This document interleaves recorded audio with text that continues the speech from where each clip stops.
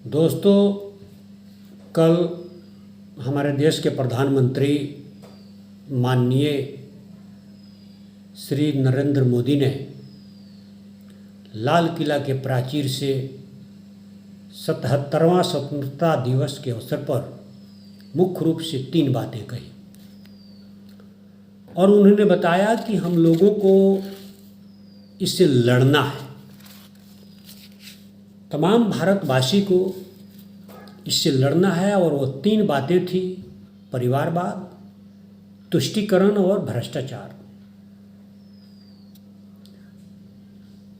उनके मैं इस पहल के लिए उनके इस महत्वपूर्ण विचार का समर्थन करता हूँ और मैं इससे खुश हूँ कि प्रधानमंत्री ने इन तीनों चीज़ों से लड़ने का अपने मन में एक सपना पाल रखा है और इस लड़ाई में हम तमाम 140 करोड़ भारतवासियों को उनका सहयोग करना चाहिए, उनका साथ देना चाहिए। लेकिन सबसे पहले ये आपको जानना पड़ेगा मेरे दोस्तों कि ये तुष्टीकरण है क्या, परिवारवाद क्या है और भ्रष्टाचार के बारे में तो आप लोग सभी जानते हैं।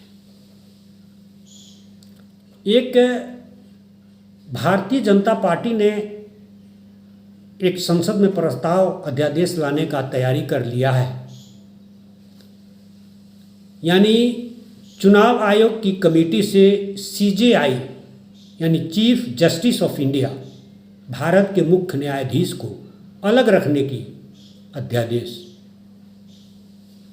मतलब इससे साफ है कि बीजेपी को, भारतीय जनता पार्टी को, या यूँ कहिए कि प्रधानमंत्री जो कल बोल रहे थे लाल किला के प्राचीर से, उनको भारत के chief justice of India CJI में भरोसा नहीं है।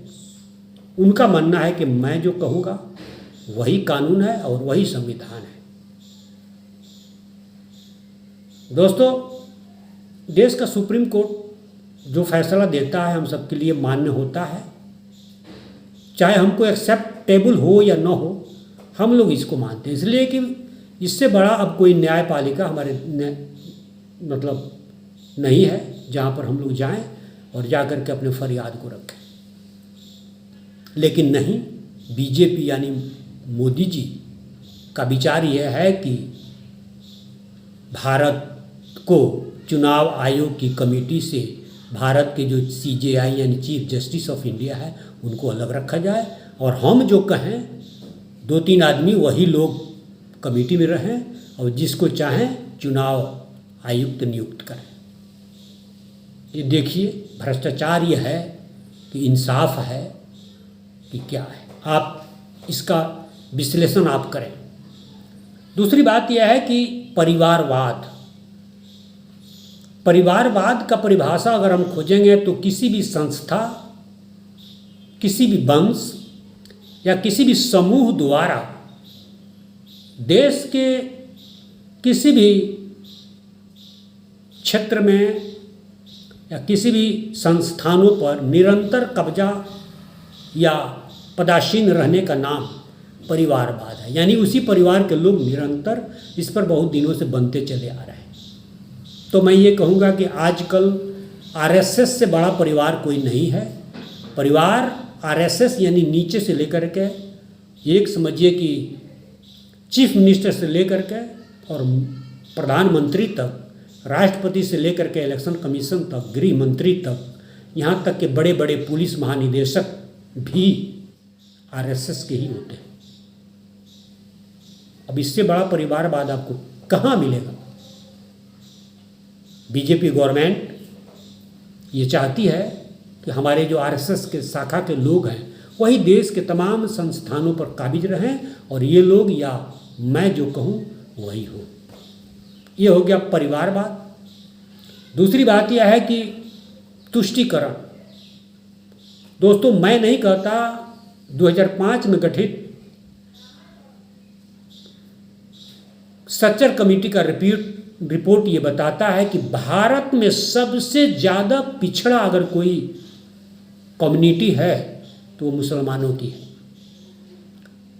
यहाँ तक कि बीजेपी के प्रवक्ता माननीय संबित पात्रा ने कहा है कि भारत के मुसलमान न 3 में है न 13 में है।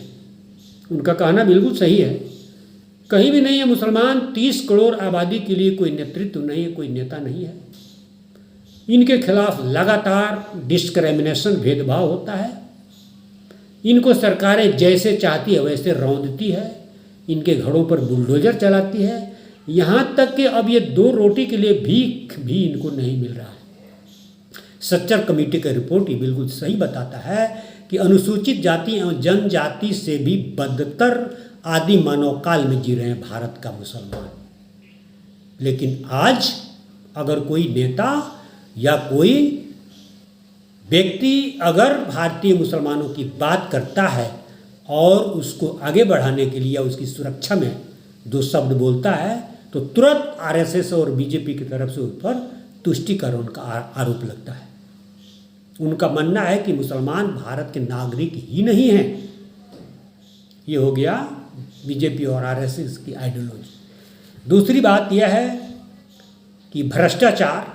आप लोग देखते हैं कि 2014 या 2014 से पहले एक रसोई गैस का सिलेंडर हमको 390 और 400 रुपये में मिलता था और आज वही 400 का गैस का सिलेंडर हमको सीधे 1200 रुपये में मिल रहा है। यानी एक गैस के सिलेंडर पर 800 रुपया सरकार बेनिफिट कमा रही है जनता से। और आप अनुमान लगा लीजिए कि एक दिन में कितने गैस सिलेंडर भरे जाते होंगे और उन तमाम गैस सिलेंडरों का दाम हमारे भारत के राजस्व में जमा न हो करके सीधे अंबानी और अडानी के पास जाता है और वो अडानी और अंबानी उस भारतीय लोगों से ऐंठे हुए पैसे का उपयोग विदेशी निवेश में करते हैं।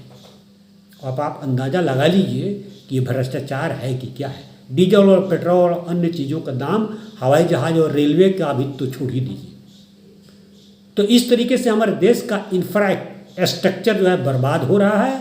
हमारा देश का इकोनॉमी निरंतर लगातार गिर रहा है और देश की जनता में अमन और शांति को बरकरार रखना चाहिए हमारे देश के प्रधानमंत्री और गृह मंत्री को। लेकिन कभी भी इनके मुंह से नहीं सुना गया है कि हमारे देश के लोग सांप्रदायिक सौहार्द को बनाए रखते हुए देश में और अमन और शांति के साथ, प्यार और मोहब्बत के साथ एक दूसरे के साथ मिल करके और देश को आगे बढ़ाएं। ऐसा बात सांप्रदायिक सौहार्द बनाने की बात न बीजेपी के मुंह से सुनी जाती है, न प्रधानमंत्री बोलते हैं, न योगी जी बोलते हैं, न अमित शाह बोलते हैं। इनका कोई भी नेता नहीं बोलता है। जहाँ तक आप लोग देखे होंगे कि बरेली में सांप्रदायिक सौहार्द को खराब करने की रणनीति को नाकाम करने वाले पुलिस अफसर का तबादला हो जाता है। हरियाणा में मुसलमानों के घरों पर बुलडोज़र चलाने वाले के खिलाफ जिन जजों ने फरमान जारी किया उनका भी तबादला हो जाता है। पूरी तरीके से देश को बर्बाद करने और कॉमनल राइट में झोंक करके देश को तबाह करने की साजिश ये प्रधानमंत्री हमारे देश के आरएसएस और बीजेपी के लोग चला रहे हैं। जय हिंद, जय बिहार।